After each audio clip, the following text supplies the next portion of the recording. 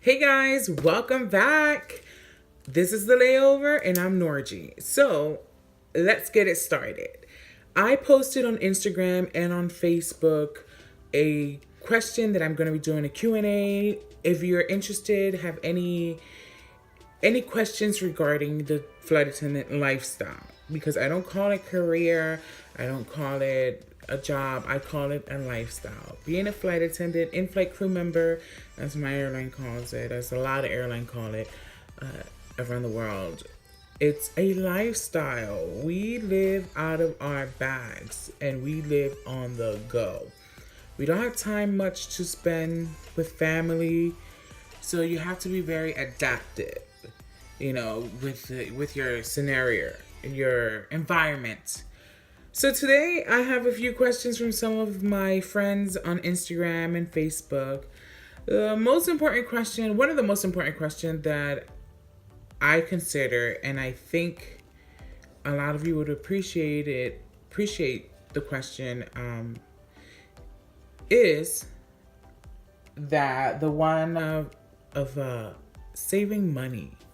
Should I save money for training? And a friend of mine that worked for another airline, he sent me that. He's like, you should talk about saving money, having money saved during training, after training, and between paychecks. Because let me tell you something, the struggle is real sometimes when it comes from the last paycheck of the month to the first paycheck of the following month. It can be, in my airline, is about 15, 16 days in between, and the struggle is real. Like, I sometimes have to work magic to stretch that last $20 bills, because if you're going to trips, we have to give tips for the van, we have to eat, and it's not easy. Some places that we go to are expensive, some places are affordable. Some hotels give better discounts than others.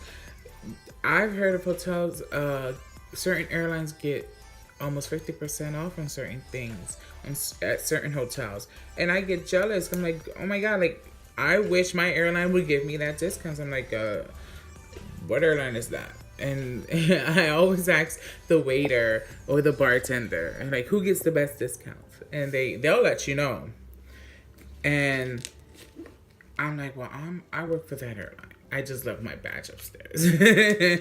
But no, yeah, just try and save money, especially going to training. Save as much money as possible. Because during training, some airlines pay and some do not. Fortunately, I was fortunate that I went to an airline that do pay for your training. They give you room and they give you your own room, which is nice. They have it's like a hotel, and they give you free meals. They give you an allowance a day to purchase meal, and then anything after that, then you have to purchase it. But you have enough for the day. You have enough money for lunch, for breakfast, lunch, and dinner. Now, it's up to you on how you spend it, because if you spend too much money for breakfast, then, for lunch and dinner, you might not have so much. But just spend it wisely. And then your first year out of training, you're going to be on reserve.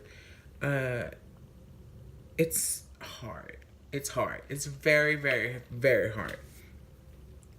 I would say save at least for the first 6 months. I'm not saying save a ton of money, but have a few. Personally, because the way I spend, have a few $1,000s saved.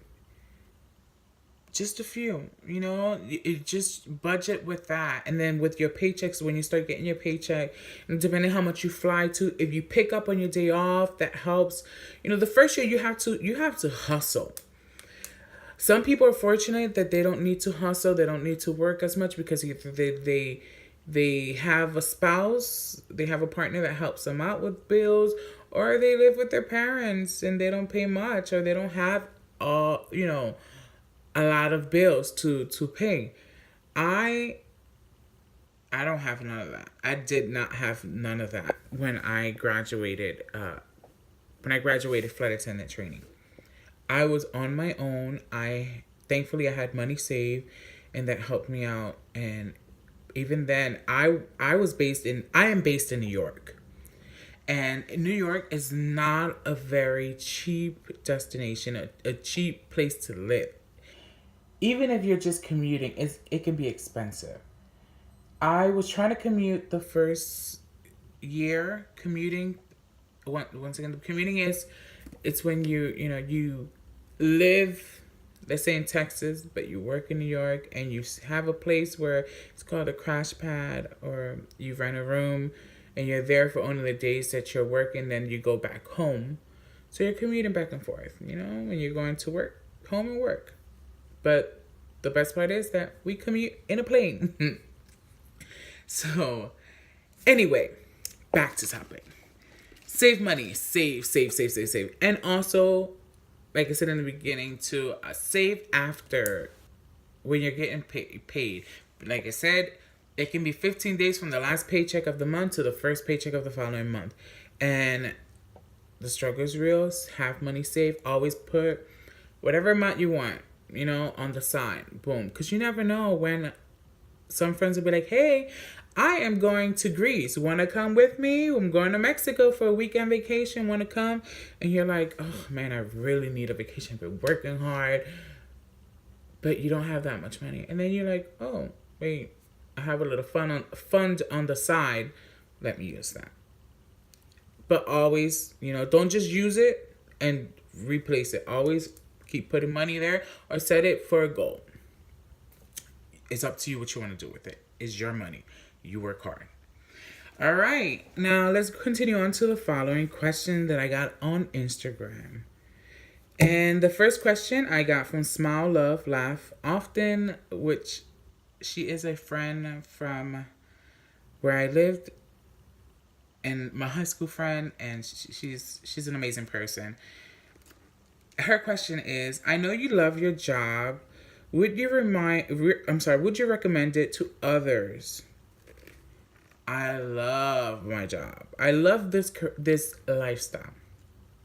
So, I was working in healthcare for almost 10 and a half years, and I was very miserable.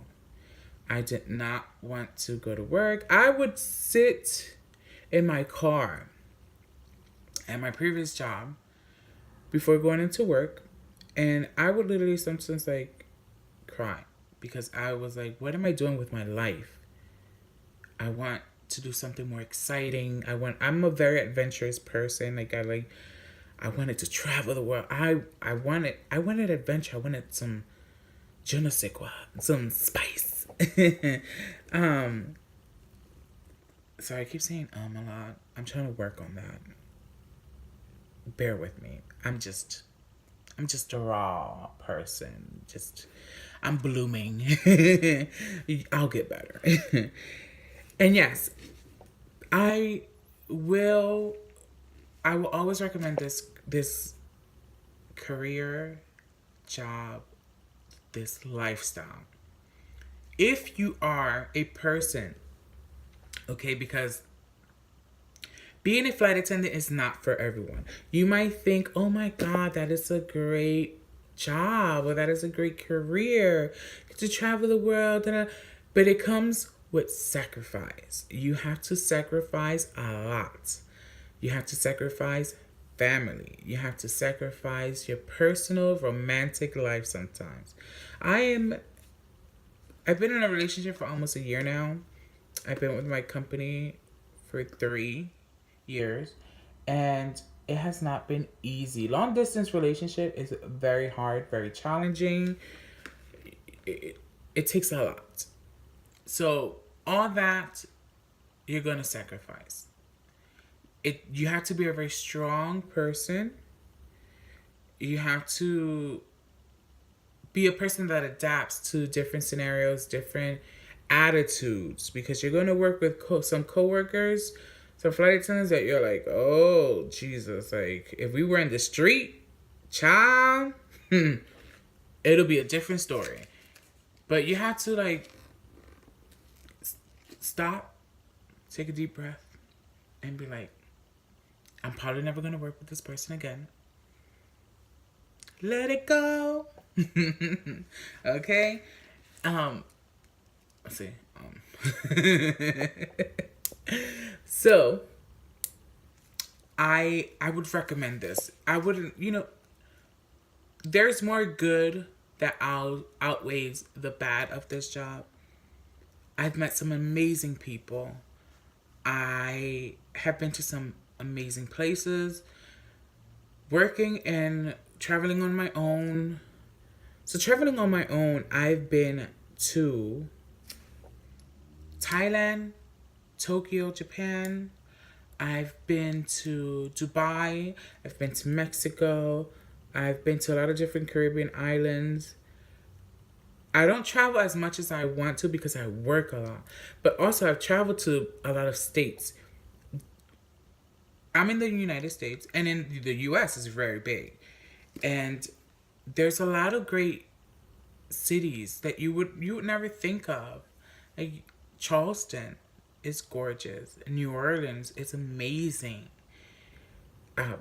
Portland, Maine, it's really nice. It's very chilled. I like very, even though I enjoy the party, the exotic places, but I also enjoy the quiet, small town, just taking it all in. And I've been to some really nice places. So the good always outweighs the bad. So yes, I would recommend this job if you're willing and able to sacrifice some family time, a lot of family time, holidays, mostly birthdays. You'll probably be working on your birthday, but you're not going to be working every holiday. You're going to be able to take some holiday time off. So just just suck it up for the first couple years. That's it. Some airlines I know across different countries, you're signing a contract, you're with them for a while, you probably won't have any holiday off.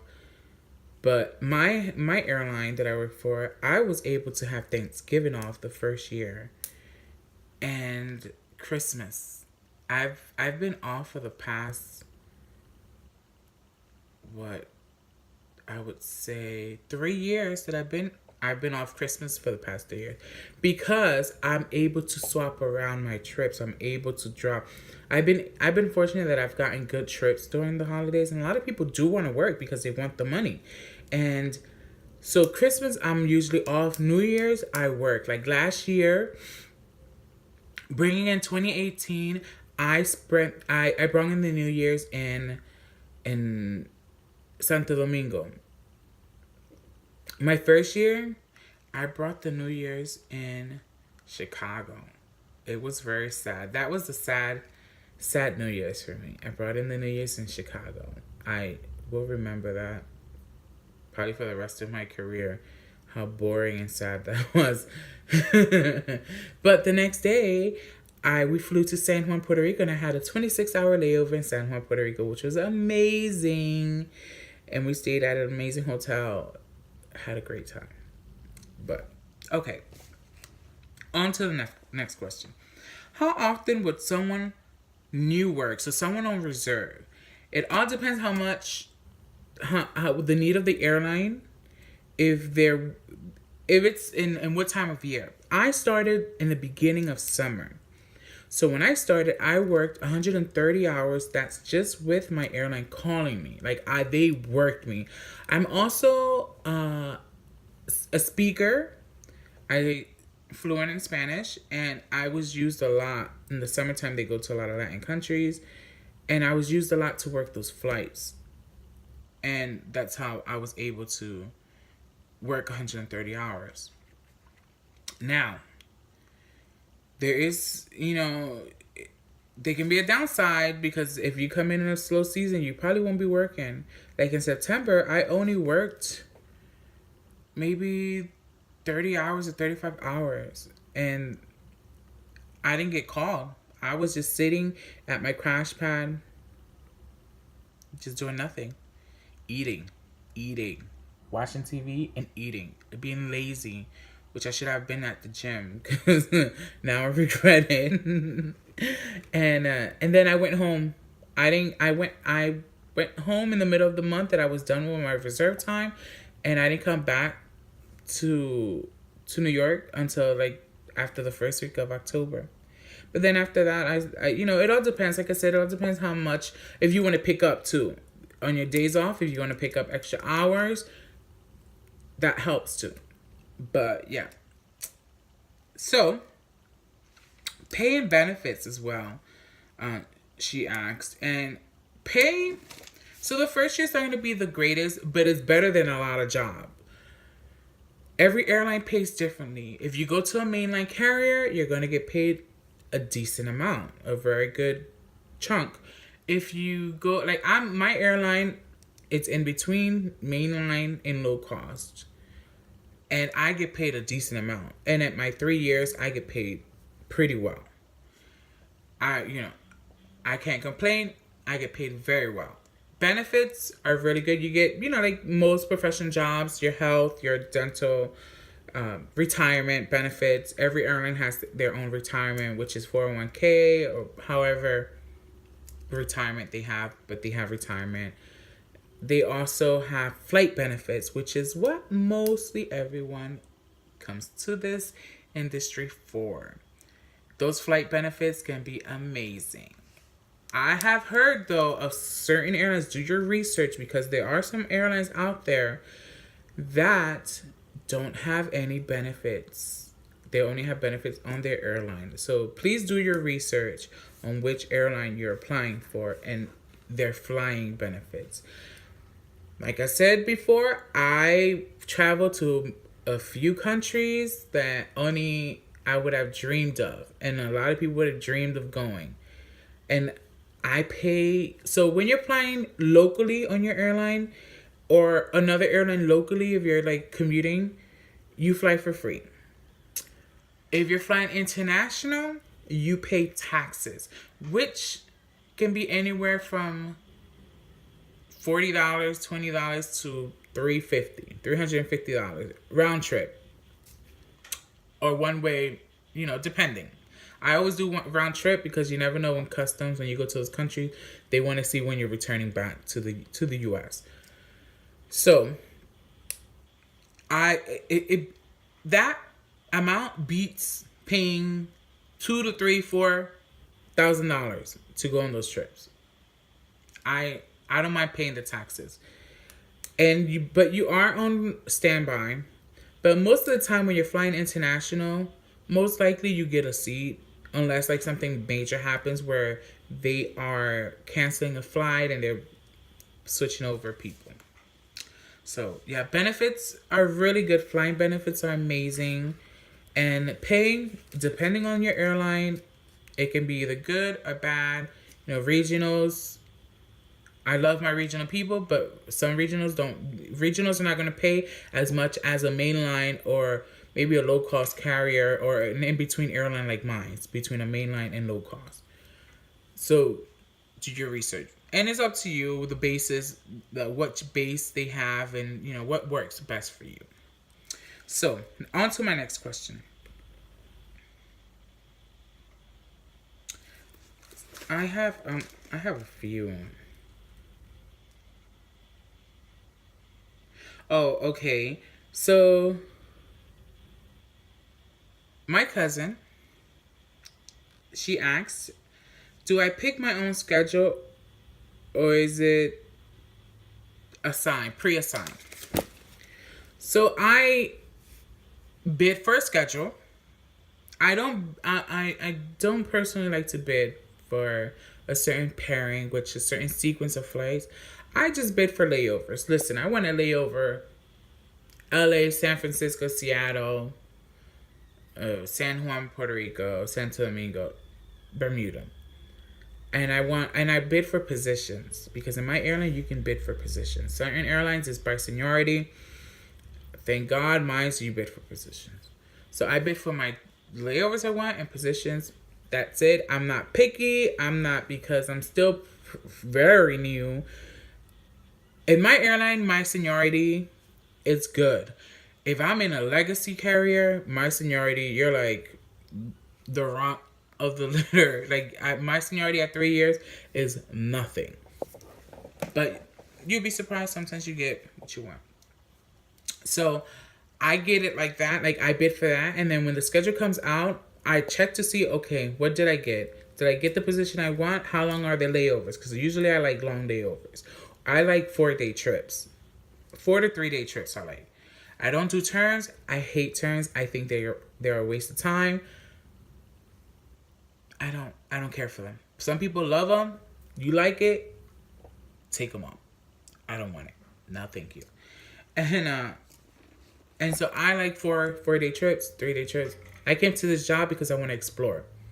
I want to see the world. I want to see different cities. I love staying in hotels. Love it. So after I get my schedule, I see, and then there comes a certain time of the month you can start swapping out of trips and picking up. So that's what I do. I swap trips that I see. Hey, I haven't been to New Orleans in a long time. Let me see if I can work that New Orleans trip. I want some beignets. Okay, beignets and cafe au lait. And so that's how I do my schedule. All right, let's see.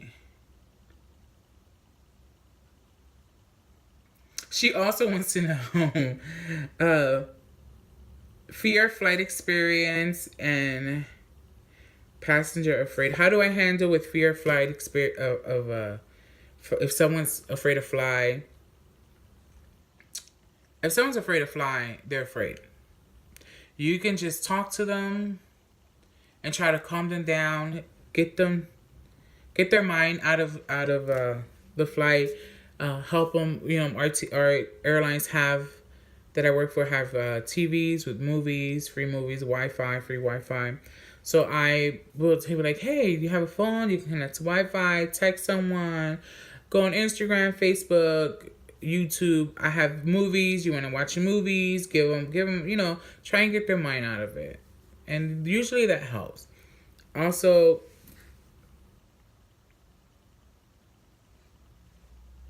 that's. Sorry, I'm trying to read here what she. Afraid of flying. I wrote it down, and because I come from healthcare, my handwriting is horrible. So I'm trying to even understand my handwriting. She also asked my cousin, how do I handle a passenger on a plane that doesn't want to sit next to someone of a different race? I have never had that happen before. I've had passengers say that they don't want to sit because they're feeling squished. But let me tell you something. This is the 2019, 21st century. If you don't want to sit someone next to your own race, it's someone from a different race, then you need to buy your own plane. Because this is a melting pot. No matter where you go, you're going to have people from different races, different race, different languages, different sexual orientation, different color, different. We are all unique. So please, if you want to sit someone that's the same race as you, buy your own plane or drive or walk. Ignorance is not tolerable anywhere. And especially 35,000 feet in the air. No. Because we all bleed red, okay? And you never know when that person from that different race is compatible with you or someone you love for blood transfusion or to donate blood for your loved one or for you, for a kidney, for a heart, you never know, okay? Because life it works in a mysterious way. You never know. That person might save your life one day. So be kind to one another and stop the ignorance. All right, guys. Well, that's it for today. My first couple of videos are going to be explaining about the career, but I am going to be doing After that, I'm going to be doing videos of my layovers and places to go see and do. I am in New York right now. I'll be in New York for the next 2 days. I am going to work a lot for the rest of the month. So you'll be seeing me. You'll be seeing some of the layovers, some places I'm going to. I'm going on vacation and at the end of February, so you'll be joining me too. Anyways, thank you so much for joining in. Don't be a stranger and join me on this journey on the layover.